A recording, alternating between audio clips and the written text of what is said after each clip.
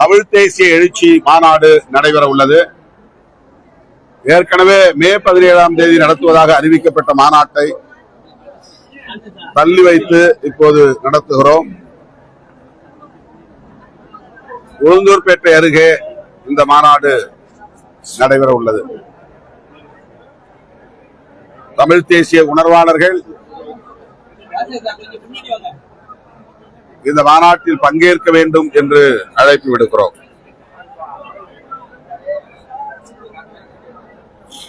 2026ஆம் ஆண்டு, அதாவது இந்த ஆண்டு நடைபெற வேண்டிய துணை காவல் ஆய்வாளர், 2ஆம் நிலை காவலர், சிறை காவலர் உள்ளிட்ட சீருடை பணியாளர்களுக்கான தேர்வை ஓராண்டுக்கு தள்ளி வைத்து அறிவிக்கப்பட்டுள்ளது. இதனால் இந்த தேர்வுக்கு தயாரானவர்கள் மிகுந்த ஏமாற்றத்தை சந்திக்கும் நிலை ஏற்பட்டிருக்கிறது.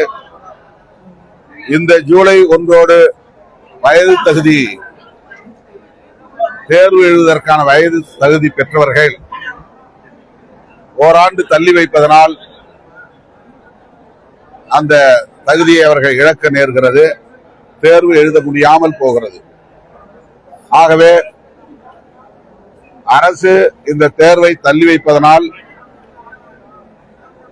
வயது தகுதிக்கு ஆட்படாத அல்லது பாதிக்கப்படுகிற அவர்கள் பயன்படக்கூடிய வகையில வயது தகுதிக்கான வரையறையை தளர்வு செய்ய வேண்டும் என்கிற வேண்டுகோளை தமிழ்நாடு அரசுக்கு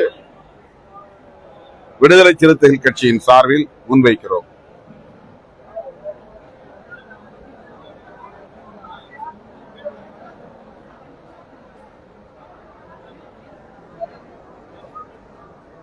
தமிழ்நாடு அரசு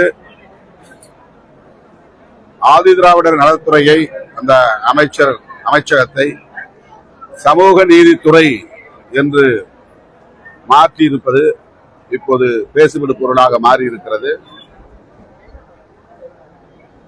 தமிழ்நாடு அரசு இதை மறுபரிசீலனை செய்ய வேண்டும்.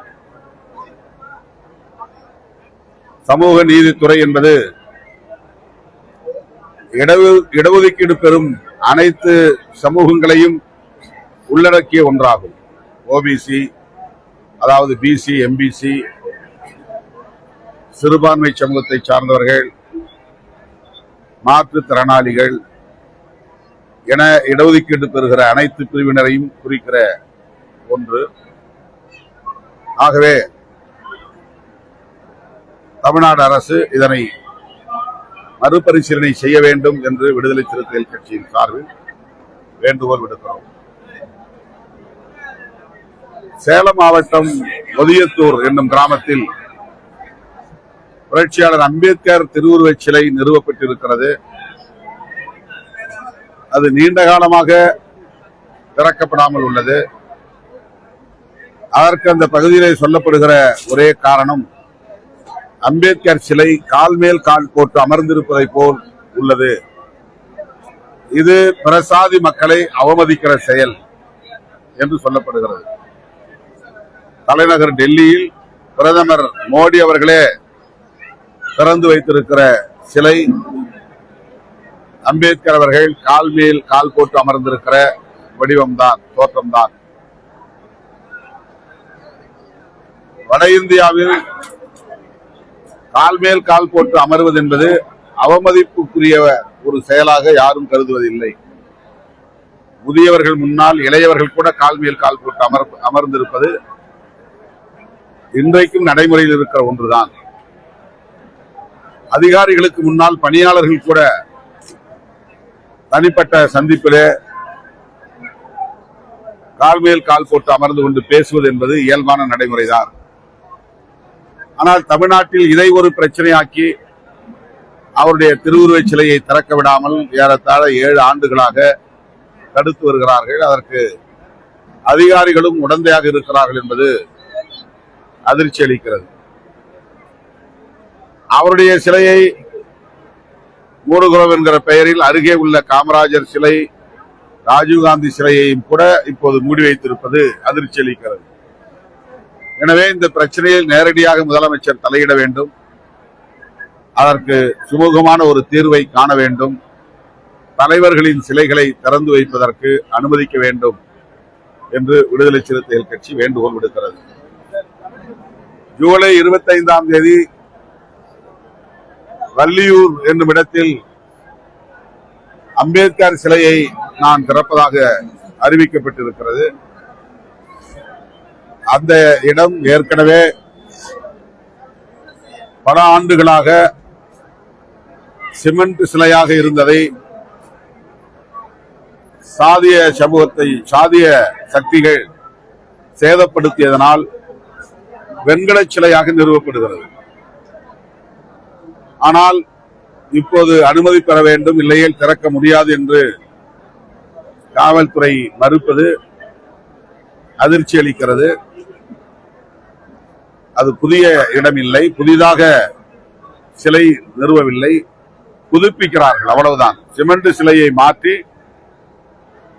வெண்கல சிலையை நிறுவுகிறார்கள், அதை திறந்து வைக்க என்னை அழைக்கிறார்கள், அவ்வளவுதான். ஆகவே அந்த சிலையை திறப்பதற்கு அரசு அனுமதிக்க வேண்டும் என்று வேண்டுகோள் விடுக்கிறேன். சபரிவர்மன் கொலையில்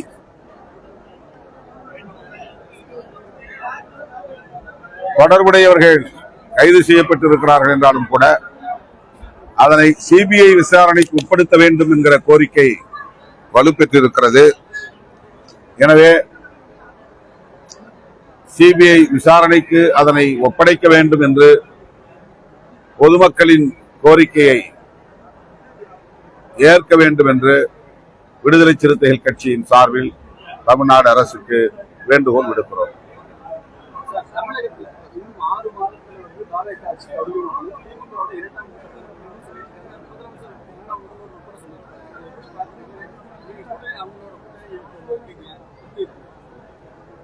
தாவேக அரசு 5 ஆண்டுகள் நீடிக்கும், இது மக்களின் கட்டளை. அந்த ஆட்சி கவிழ்வதற்கு எந்த முகாந்திரமும் இல்லை என்று நான் பெரிதும் நம்புகிறேன். அதே சேலத்துல உங்களுடைய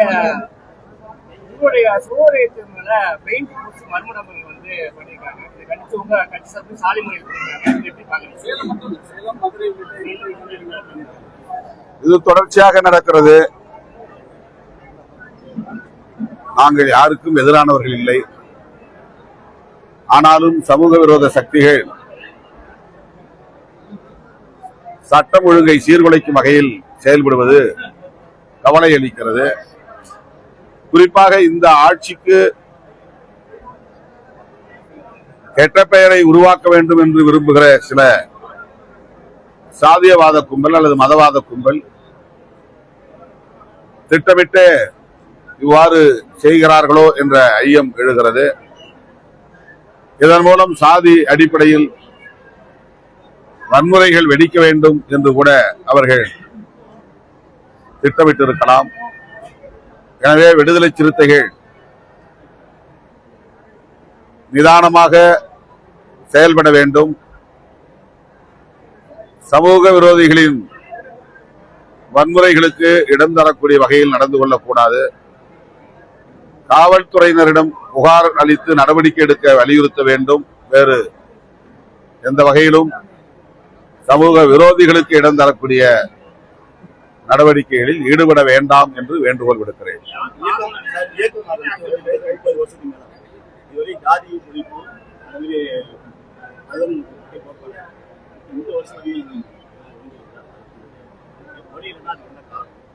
அதான் இவ்வளவு நேரம்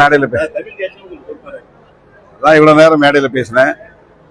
நம்ம எல்லாரும் சேர்ந்தாதான் அதை சாதிக்க முடியும். இந்த ஜாதிவாரி கணக்கெடுப்பை ஏற்கனவே விடுதலை சிறுத்தைகள் வரவேற்று இருக்கிறோம். அதை செய்ய வேண்டும் என்று வலியுறுத்தி வருகிறோம்.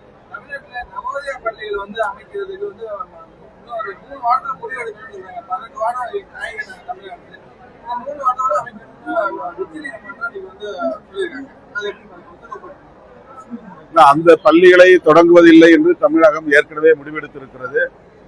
அதே நிலைப்பாட்டில் இந்த புதிய அரசும் இருக்கும் என்று நான் நம்புகிறேன். நேரடியாக இந்தியை திணிக்கிற நடைமுறை நவோதயா பள்ளிகளில் உள்ளது என்பதனால்தான் அந்த பள்ளிகளை நாம் தொடங்கவில்லை, நடைமுறைக்கு கொண்டு வரவில்லை.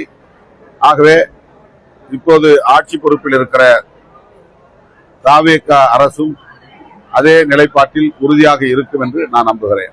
வழங்கமேன் பகுதியில கட்சியுடைய முன்னாள் ஒன்றிய செயலாளர் மாற்று சமுதாய மக்கள் வசிக்கக்கூடிய பகுதியில முளைப்பாரி ஊர்வலத்தை எடுத்து போனதுக்காக கடுமையா தாக்கப்பட்டிருக்காங்க. காவல்துறை தரப்புல எஸ்டிசி வன்கொடுமை மட்டும் தான் பதிவு பண்ணிருக்காங்க. இன்ன வரைக்கும் குற்றவாளிகளை கைது பண்ணாம இருக்காங்க. எப்படி பாக்குறீங்க? உங்க கட்சியுடைய முன்னாள் ஒன்றிய செயலாளர் சந்தானம் அவர்கள் விடுதலை சிறுத்தைகள் கட்சியின் சார்பில் அந்த செயலை கண்டித்து ஆர்ப்பாட்டம் நடத்தப்பட்டிருக்கிறது. குற்றவாளிகளை கைது செய்ய வேண்டும் என்று வலியுறுத்தி வருகிறோம். உரிய நடவடிக்கை எடுப்பார்கள் காவல்துறையினர் என்று நம்புகிறோம். அதிகாரிகள் இந்த பிரச்சனையில் மெத்தனம் காட்டாமல் உரிய நடவடிக்கை எடுக்க வேண்டும் என்று வலியுறுத்துகிறேன். இப்போதைக்கு ஒன்றும் அந்த திட்டமில்லை. அது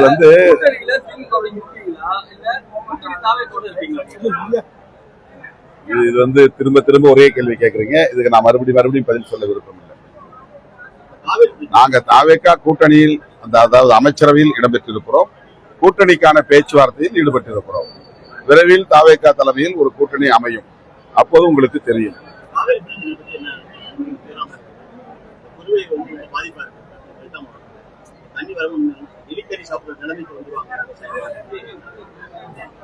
தமிழ்நாடு முதலமைச்சர் அவர்கள் காவிரி நீர் பிரச்சனை தொடர்பாக விரைவில் அனைத்து கட்சி கூட்டத்தை கூட்ட வேண்டும். டெல்டா விவசாயிகள் முன்வைக்கும் கோரிக்கைகளை விரிவாக அதிலே விவாதிக்க வேண்டும். அவர்களின் நலன்களை பாதுகாக்க உரிய நடவடிக்கை எடுக்க வேண்டும். மேகதாது அணை கட்டுவதற்கு கர்நாடக அரசு எடுக்கிற முயற்சியை முறியடிக்க வேண்டும். எனவே அனைத்து கட்சி கூட்டம் கூட்ட வேண்டிய தேவை இப்போது உள்ளது என்று சுட்டிக்காட்ட விரும்புகிறேன்.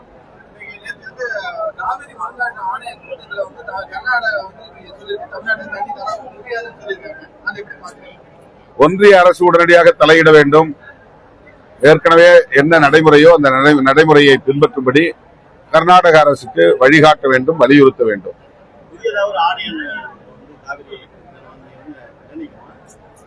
ஏற்கனவே இருக்கிற ஆணையம் போதும். இதையெல்லாம் அனைத்து கட்சி கூட்டத்திலே விவாதிக்க வேண்டிய தேவை இருக்கிறது. எனவே அனைத்து கட்சி கூட்டத்தை முதலமைச்சர் உடனே கூட்ட வேண்டும். இந்த பல்கலைக்கழகங்களில் கிட்டத்தட்ட 14-15 பல்கலைக்கழகங்களில் துணைவேந்தர் நியமனம் செய்யப்படாமல் கிடப்பில் உள்ளது. ஏற்கனவே இருந்த அரசு முதலமைச்சரே வேந்தராக இருக்கும் வகையிலான சட்டத்தை நிறைவேற்றி அனுப்பியிருக்கிறது.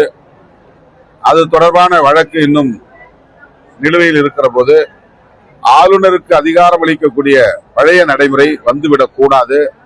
அப்படி ஒரு நிலைப்பாட்டை புதிய அரசு ஏற்கக்கூடாது. முதலமைச்சரே வேந்தராக இருக்கும் அந்த நிலைப்பாட்டில் இப்போதைய அரசு தாவேகா அரசு உறுதியாக இருக்க வேண்டும். விரைந்து துணைவேந்தர்களை நியமிக்கிற நடவடிக்கைகளை மேற்கொள்ள வேண்டும் என்றும் மாண்புமிகு முதலமைச்சருக்கு விடுதலை